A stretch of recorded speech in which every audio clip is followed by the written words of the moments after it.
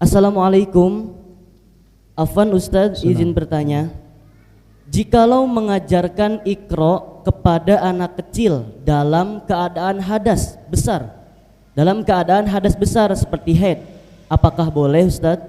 Dan apakah boleh menyentuh Iqra tersebut? Baik. Mengajarkan Iqra, maksudnya mengajarkan ngaji mungkin ya, dengan menggunakan buku Iqra, mungkin begitu. Bukan mengajarkan surat Iqra, surat Al-Alaq mungkin bukan. Maksudnya mungkin begitu. Begini, ini kan kaitannya dengan membaca dan menyentuh Al-Quran. Maksud Al-Quran itu mushaf. Mushaf yang biasa kita baca. Untuk menyentuh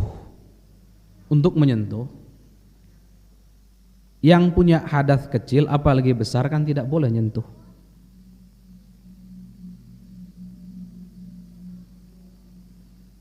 Tidak boleh. Untuk membaca, yang punya hadas kecil boleh membaca, walaupun makruh. Tapi yang punya hadas besar seperti haid contohnya, itu nggak boleh baca. Baca yang nggak boleh itu maksudnya adalah yang ditalafudkan, jadi ada suara yang keluar. Tapi kalau dalam hati disepakati kebolehannya. Ini konteks mazhab Imam Syafi'i. Konteks. Ada pengecualian dalam mazhab kita. Pengecualian diantaranya ayat-ayat Al-Quran yang biasa kita jadikan zikir rutin. Kan ada ayat-ayat Al-Quran itu yang biasa kita rutinkan bacanya sebagai zikir kita, wiridan kita. Contoh wirdul latif setiap pagi. Afa hasibtum annama khalaqnakum abatha wa annakum ila turja'un fata'ala Allahul malikul haqqul la. Ini ayat Quran tapi dijadikan rutinan, ini tetap boleh dibaca. Karena itu sudah berubah fungsi menjadi doa. Sehingga boleh tetap dilanjutkan dibaca. Atau kita baca Al-Fatihah, Fatihahnya maksudnya untuk mendoakan, itu juga zikir-zikir kita. Baik.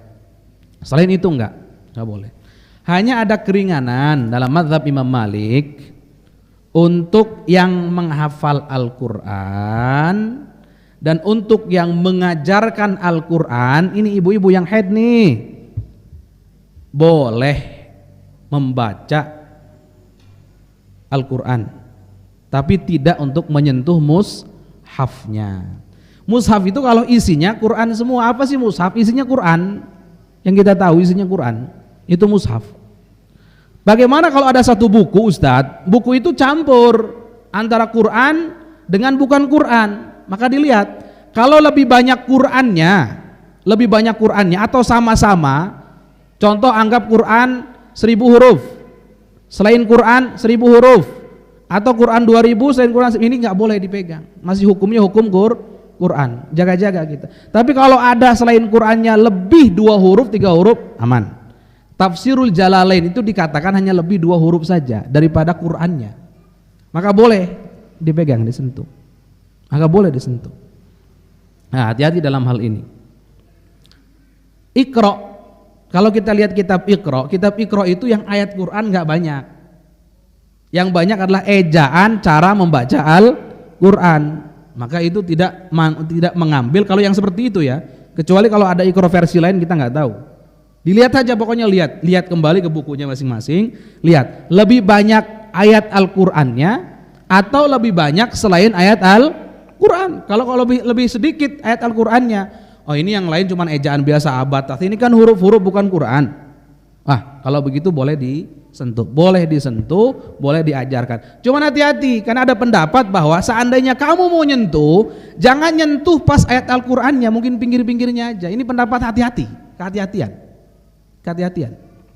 Seperti sebagian mushaf itu tengahnya, contohnya tengahnya mushaf, pinggirnya adalah terjemahan. Ada siapa yang mengatakan boleh sentuh saja, tapi ada yang mengatakan sentuh luarnya, sentuh pinggirnya, tapi jangan sentuh pas ayat Al-Qur'annya. Itu lebih selamat dan hati-hati. Wallahu a'lam bissawab.